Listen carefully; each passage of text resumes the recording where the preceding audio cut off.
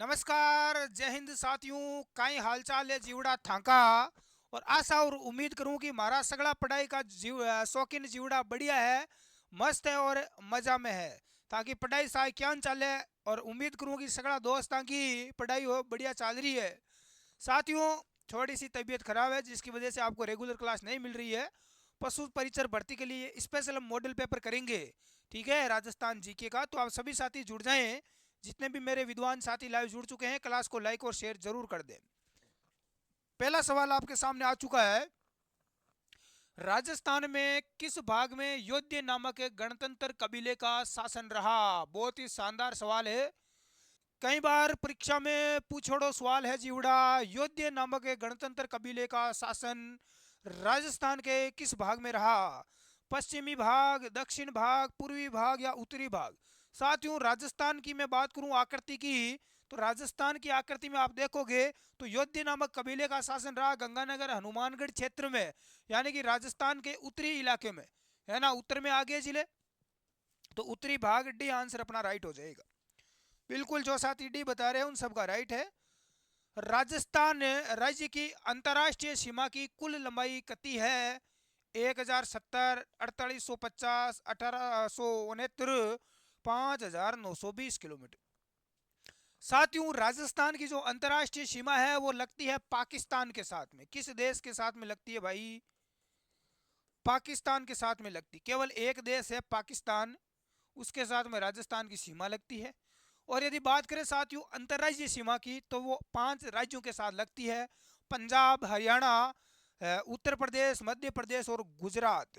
अंतर्राष्ट्रीय सीमा लगती है 1070 किलोमीटर। तो जो विद्वान साथी ए उत्तर बता रहे हैं उन सब का क्या हो जाएगा?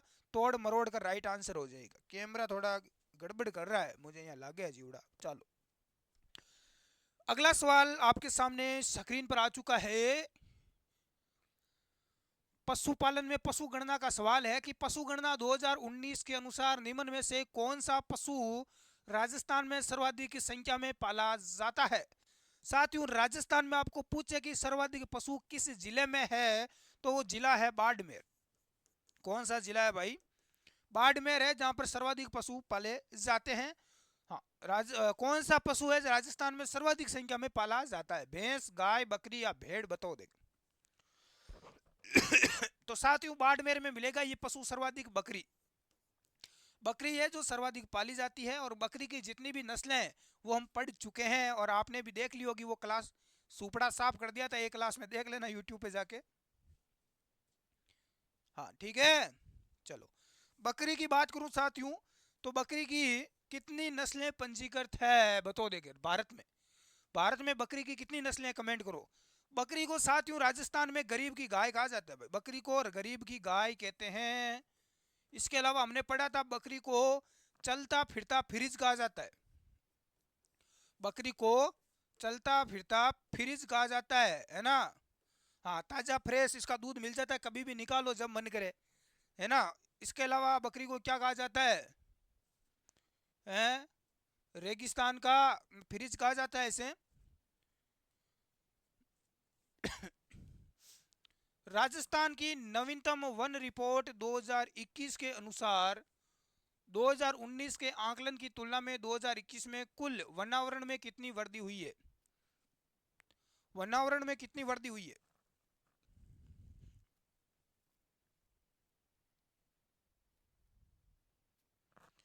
हाँ, 25.45 वर्ग किलोमीटर की क्या हुई है भाई? वृद्धि हुई है। कितनी हुई है? 25.45 वर्ग किलोमीटर। नेक्स्ट सवाल है कि उत्तर पश्चिम रेलवे का मुख्यालय कहाँ पर है? ये तो सबसे इजी सवाल है और मुझे पूरी उम्मीद है कि सबका राइट आएगा। जोधपुर, अजमेर, भरतपुर या जयपुर? उत्तर पश्चिम रेलवे का मुख्यालय कहाँ पर है राजस्थान में? देखो कितना इजी सवाल है, फिर भी उत्तर नहीं आ रहा है तो बड़ी शर्मिंदगी की बात है। इसका मुख्यालय साथियों जयपुर में। कहाँ पर है? राजधानी जयपुर में उत्तर पश्चिम रेलवे का मुख्यालय स्थित है। आपके कौन सा रेलवे जोन है बताओ देखे? हमारे उत्तर पश्चिमी लगता है भाई।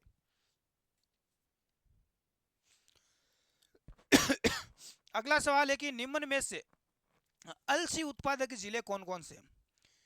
कौन कौन से जिलों में अलसी का उत्पादन होता है साथियों? किसका? अलसी। बारा, कोटा, बूंदी, श्री गंगानगर, हनुमानगढ़, अलवर, डूंगरपुर, बांसवाड़ा, प्रतापगढ़, जालोर, बाड़मेर या सिरोही अलसी का उत्पादन होता है बारा, कोटा और बूंदी में। तो जो साथी ए उत्तर दे रहे हैं उन सब का क्या हो जाएगा, करेक्ट आंसर हो जाएगा। नेक्स्ट अगला सवाल लेते हैं। राजस्थान में प्रथम प्रथम बायोमास संयंत्र कहां स्थापित किया गया, एक बार ध्यान से देख लो सवाल को। राजस्थान का पहला बायोमास संयंत्र कहां स्थापित किया गया? पदमपुर, गंगानगर, रंगपुर, कोटा, कोटपुतली, जयपुर, सांचौर, जालोर में। तो ये साथियों कहां पर किया गया था? पदमपुर श्री गंगानगर में किया गया। तो जो साथी ए उत्तर बता रहे हैं उन सभी विद्वान साथियों का राइट आंसर आ चुका है।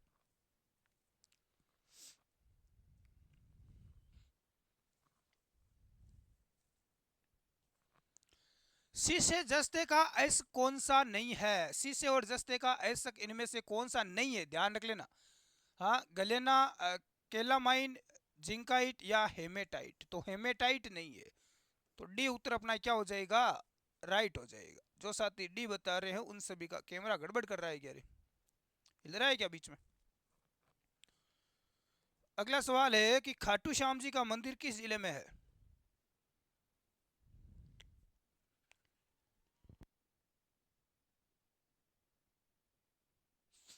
खाटू श्याम जी तो मुझे नहीं लगता ऐसा कोई विद्वान होगा जो जानता नहीं होगा है।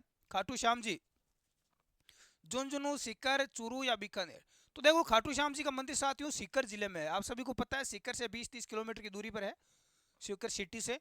लेकिन साथियों खाटू श्याम जी में देखो एनी टाइम आपको मेला ही देखने को मिलेगा, है ना। हजारों लोग यहाँ पर आते हैं, लाखों साल में। यहाँ पर एक सवाल ये पूछा गया था राजस्थान पुलिस में कि खाटू श्याम जी में किसका मंदिर है? किसका है? किसका है भाई? बर्बरिक का है। खाटू श्याम जी में किसका मंदिर बना हुआ है साथियों? बर्बरिक का है, ये ध्यान रख लेना। ये वही बर्बरिक है जो महाभारत का युद्ध हुआ था साथियों। महाभारत काल में महाभारत युद्ध हुआ था साथियों, उस समय कहते हैं कि बर्बरी के पास में 3 बाण थे। कितने बाण थे? इसके पास में केवल 3 बाण थे, और इन 3 बाणों में इतनी शक्ति थी कि 3 बाणों से ये पूरी सेना को नष्ट कर सकता था। और ये किसके पक्ष में था? ये था पांडवों के, ठीक है। लेकिन जब ये निकला था तो इसके गुरु ने इसको वरदान दिया था कि तू इन्हें बाणों का, अपनी शक्ति का यूज हमेशा किसी निर्बल पर कभी मत करना, जो शक्तिशाली होगा उसी के ऊपर इसका प्रयोग करना। यानी कि जो दोनों में से सेनाएं जो हारती हुई तुझे दिखे तो हारने वाली सेना का तुझे साथ देना है। लेकिन महाभारत युद्ध में तो कौन हार रहे थे? कौरव हार रहे थे और पांडव जीत रहे थे। तो पांडवों को पता चला कि ये तो बर्बरिक हमारा ही कुल का है और ये तो गड़बड़ करेगा, ये तो कौरवों का साथ देगा और हमें मार डालेगा। तो भगवान श्री कृष्ण ने क्या करते हैं? इस बर्बरी का मस्तक काट देते हैं। तो यहाँ पर बर्बरी के मस्तक की पूजा होती है खाटू श्याम जी में, है ना। ये चीज आप ध्यान रख लेना, ये पूछा गया है। अगला सवाल क्या है कि हारी भावरी कृषि का रूप किस जनजाति में प्रचलित है? हारी भावरी कृषि का रूप किस जनजाति में प्रचलित है? भील, ग्रासिया, सेरिया या कंजर। तो ये आपका हो जाएगा भाई ग्रासिया जनजाति। कौन सी जनजाति? ग्रासिया।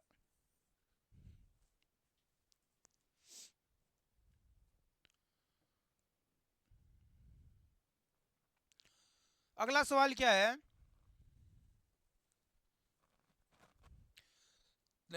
धार के मरुस्थल नहीं, थार का मरुस्थल है ना। थार के मरुस्थल में पाए जाने वाले अर्धचंद्राकार, आधे चांद के आकार के, इस प्रकार के, है ना। अर्धचंद्राकार यानी इस प्रकार के रेत के जो टीले होते हैं, रेत के टीलों को क्या कहा जाता है? बरखान, सम, रण या खड़िन।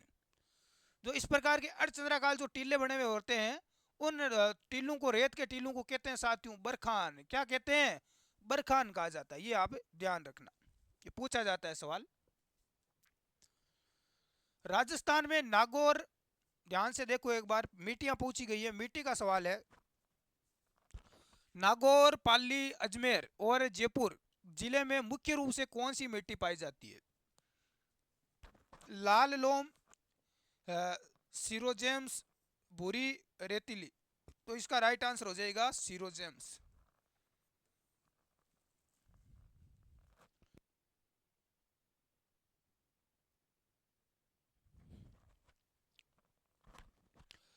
अगला सवाल है कि निम्न को सुमेलित कीजिए। जय नारायण व्यास, जय नारायण व्यास का क्या हो जाएगा संबंध? हाँ, एक तरफ आपको लिफ्ट नहर दे रखी है, देखो ये इधर वाली नहरें हैं, ध्यान रख लेना। लिफ्ट नहर है, दूसरी उससे जिले दे रखे हैं जिनको इस नहर का फायदा मिलता है। तो जय नारायण व्यास जो नहर है इसका फायदा किन किन जिलों को मिलता है वो आपको पूछा गया है। तो इसको मिलता है साथियों जोधपुर ग्रामीण, जैसलमेर। तो इसका मिलान हो जाएगा 3 नंबर से, है ना? ठीक है। उस कैमरे के क्या हो गया रे, क्यों बार बार है? उठा पटक करे रे, काई उंदी जची है धारे। दूसरे साथियों चौधरी कुंभाराम, चौधरी कुंभाराम जो नहर नहर लिफ्ट योजना है, लिफ्ट नहर योजना है, इसका लाभ मिलता है हनुमानगढ़ और चूरू को। किसको मिलेगा?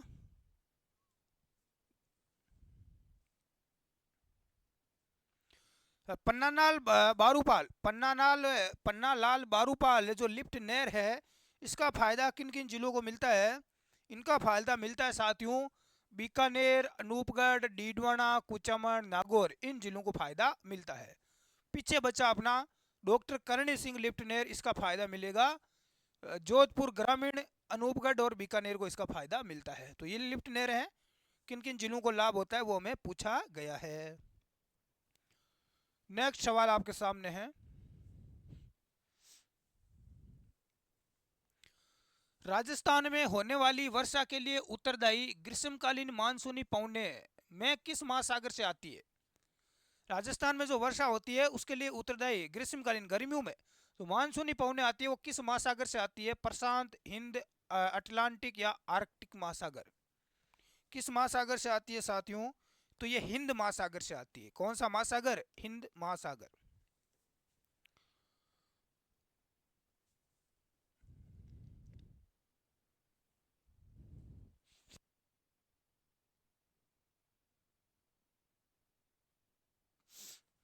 नेक्स्ट अगला सवाल आपके सामने आ चुका है। राजस्थान की सांबर झील को 5 नदियों से पानी मिलता है, निम्न में से कौन सी नदी उन 5 नदियों में से एक है? बनास, बनास नहीं है, काली सिंध भी नहीं है, जवाई भी नहीं है, तो पीछे बची सामोद। तो कौन सी नदी है भाई? सामोद। बागोर सभ्यता किस नदी के किनारे स्थित थी? कोठारी, लूणी, बनास या इनमें से कोई नहीं? बागोर सभ्यता कोठारी नदी के किनारे। किस नदी के किनारे? कोठारी नदी के किनारे। कहां पर? भीलवाड़ा में। कहां पर है भाई? भीलवाड़ा में। अगला बहुत ही जबरदस्त सवाल इंडिया राजस्थान हिस्ट्री का है। जाटों का प्लेटो या अफलातून किसे कहा जाता है? जाटों का प्लेटो या अफलातून किसे कहा जाता है? सूरजमल जाट को, बदन सिंह को, महाराजा जवाहर सिंह या इनमें से कोई नहीं? तो जाटों का प्लेटो या जाटों का अफलातून किसे कहा जाता है साथियों? महाराजा सूरजमल को कहा जाता है। ये भरतपुर के शासक थे महाराजा सूरजमल। हाँ, जाट शासक थे ये।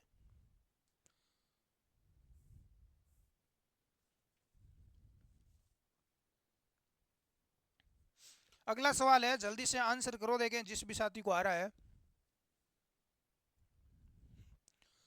भारत में एकमात्र ठाकुर केसर सिंह बारट ऐसे व्यक्ति हैं जिन्होंने भारत माता की दास्ता की श्रृंखलाओं को काटने के लिए अपने समस्त परिवार को काटने के लिए अपने समस्त परिवार को स्वतंत्रता के युद्ध में झोंक दिया। ये कथन किसने कहा? महात्मा गांधी, रास बिहारी बोस, सुभाष चंद्र बोस या सरदार पटेल? भारत में एकमात्र ठाकुर कौन थे? केसरी सिंह बारट, जिन्होंने पूरे परिवार को झोंक दिया था। ये कथन कहा था रास बिहारी बोस ने। किसने कहा था? रास बिहारी बोस के द्वारा ये कथन कहा गया। मेवाड़ राज्य के सामंतों की स्थापना सरणी कहलाती है। मेवाड़ राज्य के सामंतों की स्थापना सरणी कोटड़ी, उमराव, जीवनी या हतूरती हजूरती? तो इसे कहते हैं उमराव। क्या बोलते हैं? उमराव।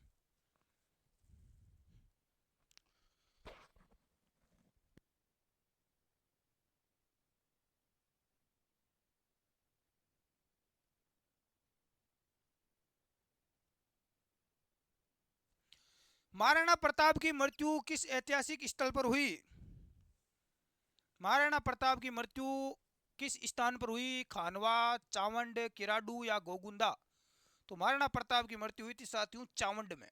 कब हुई थी? चावंड में। कब हुई, कब थी? तो ध्यान रख लेना, 1597 ईस्वी में हुई थी। कब हुई थी? 1597 में। और जन्म कब हुआ था महाराणा प्रताप का? 1540 में। 57 वर्ष की उम्र में इनकी क्या हुई थी? मृत्यु हुई थी। ये भी पूछा जाता है कितने वर्ष की आयु में हुई बब्बर शेर महाराणा प्रताप की मृत्यु? तो 1597 में हुई, 1540 में जन्म हुआ और कुंभलगढ़ जो दुर्ग है उसमें, और 57 वर्ष की आयु में मृत्यु हुई थी। महाराणा प्रताप का नाम आप सभी जानते हैं, हल्दी घाटी का जिसे शेर कहा जाता है, जिन्होंने मुगल बादशाह अकबर के विरुद्ध हल्दी घाटी का युद्ध लड़ा था 18 जून 1576 को। जो कि इस युद्ध की मैं बात करूं साथियों, इस युद्ध की स्थिति देखें, यदि सैन्य बल की सेना की शक्ति देखें, तो एक तरफ महाराणा प्रताप के पास एक सैनिक खड़ा था, तो वहीं अकबर के पास 4 सैनिक थे। यानी अकबर की फौज 4 गुणी थी। महाराणा प्रताप की सेना में 20,000 सैनिक थे और अकबर की सेना में 1,00,000 सैनिक थे। फिर भी कहते हैं कि अकबर इस युद्ध को जीत नहीं पाया था, इस युद्ध का कोई निर्णय नहीं निकला। और अकबर का जो महाराणा प्रताप का घोड़ा है जिसका नाम पूछा जाता है, महाराणा प्रताप के घोड़े का क्या नाम था साथियों? चेतक था, चेतक। और हाथी का क्या नाम था? हाथी। तो वैसे देखो, महाराणा प्रताप का जो हाथी था उसका नाम था राम प्रसाद। क्या नाम था? राम प्रसाद। जिसको हल्दी घाटी युद्ध में अकबर की सेना ने पकड़ लिया और अकबर ने इसका नाम बदलकर पीर प्रसाद कर दिया। क्या कर दिया? पीर प्रसाद। और एक हल्दी घाटी युद्ध में बहुत सारे हाथी थे जिन्होंने अपनी वीरता दिखाई थी। एक हाथी और था लूणा, गजराज, गजमुक्ता, ये बहुत सारे हाथी थे जिन्होंने वीरता दिखाई थी। यदि आपको पूछ ले कि अकबर के हाथी का क्या नाम था, अकबर के हाथी का नाम, मुगल बादशाह अकबर के हाथी का नाम क्या था? तो अकबर के हाथी का नाम हवाई था। क्या था? हवाई। और हल्दी घाटी युद्ध में जो प्रधान सेनापति था मुगल फौज का, मान सिंह, मान सिंह के हाथी का क्या नाम था? बताओ देखे, मान सिंह जी के हाथी का क्या नाम था? मर्दाना। क्या नाम था भाई? मर्दाना। हाथी पर सवार होकर आया था मान सिंह, है ना? हाँ। और कहते हैं कि महाराणा प्रताप ने भाला फेंका था मान सिंह के, मान सिंह नीचे छुप गया था ऊपर, है ना, और बच गया, फिर नीचे गिर गया। इस प्रकार से युद्ध खत्म हो जाता है। फिर मेवाड़ और अंग्रेजों के मंजे संधि पर हस्ताक्षर कब किए गए? मेवाड़ और अंग्रेजों के बीच में संधि कब हुई? तो मेवाड़ रियासत ने साथियों अंग्रेजों के साथ संधि कब की? 18 मार्च 1818, 13 जनवरी 1818, 10 मार्च 1817, 10 मार्च 1818। तो करेक्ट आंसर क्या हो जाएगा? 13 जनवरी 1818 में। बी उत्तर अपना करेक्ट हो जाएगा। सबसे लास्ट में संधि किसने की थी? ईस्ट इंडिया कंपनी के साथ सबसे लास्ट में संधि की थी सिरोही रियासत ने। किसने की थी? सिरोही में। और सबसे पहले संधि की थी करौली रियासत ने। किसने की थी? सबसे पहले करौली रियासत ने संधि की थी। अगला सवाल है कि राजस्थान एकीकरण में भरतपुर, धौलपुर रियासतों पर जनता की राय जानने के लिए एक कमेटी का गठन किया गया, उस कमेटी में कौन सम्मिलित नहीं था? राजस्थान का एकीकरण हुआ, उसमें भरतपुर, धौलपुर रियासतों पर जनता की राय जानने के लिए कमेटी बनाई गई। उसमें अध्यक्ष कौन था? नहीं था। डॉक्टर शंकर राव देव थे, आर के सिदावा थे, प्रभु दयाल भी थे, एम एस जैन नहीं थे। डी उत्तर अपना राइट हो जाएगा।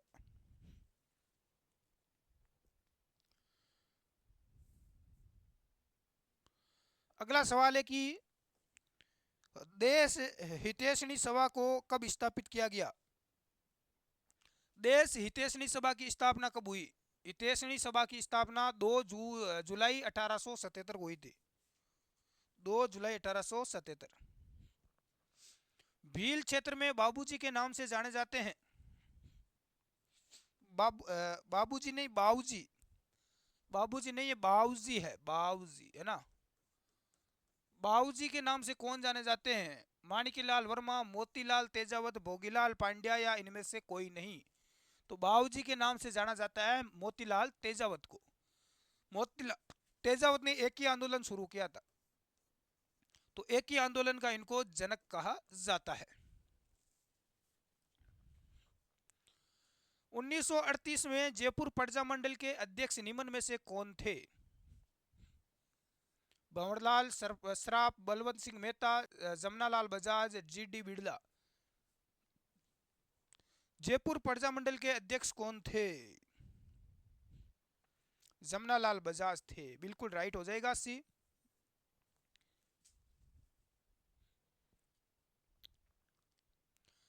अगला सवाल क्या है कि झिलमिल किस झील के मध्य में स्थित है? मानसागर, कायलाना, झील फोय सागर या आना सागर? बताओ देख, झिलमिल झील, झिलमिल किस झील के मध्य में है? ये झिलमिल क्या है रे? गलत टाइप हुआ है क्या? गलत टाइप किया भाई। झिलमिल की जगह कर लो आप जल महल। क्या कर लो? जल महल कर लो, है ना। जल महल किस झील के मध्य में है? तो ये मानसागर झील के मध्य में है। ये आंसर अपना राइट हो जाएगा, जल महल मानसागर झील। राजपूत जीवन संध्या उपन्यास किसने लिखा? राजपूत जीवन संध्या उपन्यास किसने लिखा? केसरीनाथ, अविंद्रनाथ, रमेश चंद्र दत्त, कन्हैया लाल। तो रमेश चंद्र दत्त के द्वारा राजपूत जीवन संध्या उपन्यास लिखा गया। बाण माता कुल देवी की आराधना होती है। बाण माता, बाण माता देखो, ये बाण माता किस वंश की कुल देवी है? अपने आप पता चल जाएगा, जोधपुर, मेवाड़, बीकानेर या जयपुर। तो बाण माता है साथियों मेवाड़ राजवंश की। किसकी, किस कुल देवी की आराधना होती है बाण माता की? मेवाड़ राजवंश में होती है, मेवाड़ में होती है ना, ये मेवाड़ की कुल देवी है।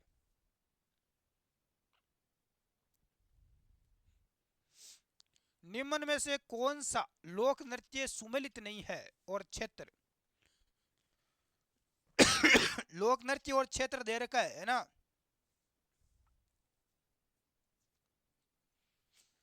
बम नृत्य भरतपुर में, बिल्कुल राइट है, बम नृत्य भरतपुर में। ढोल नृत्य जालोर में, गिद्दड़ शेखावाटी में, गैर नृत्य मेवात में। ये गलत हो जाएगा। बम नृत्य भरतपुर का प्रसिद्ध है, ध्यान रख लेना। ढोल नृत्य जालोर का है और गिद्दड़ नृत्य शेखावाटी क्षेत्र का है। संत पीपाजी का जन्म स्थान कौन सा है? संत पीपाजी का जन्म कहाँ हुआ? गागरोन, कतरियासर, पीपासर या बिलाड़ा? संत पीपा का जन्म हुआ था साथियों गागरोन झालावाड़ में। ए उत्तर अपना राइट हो जाएगा। जो साथी ए बता रहे हैं उन सबका राइट है।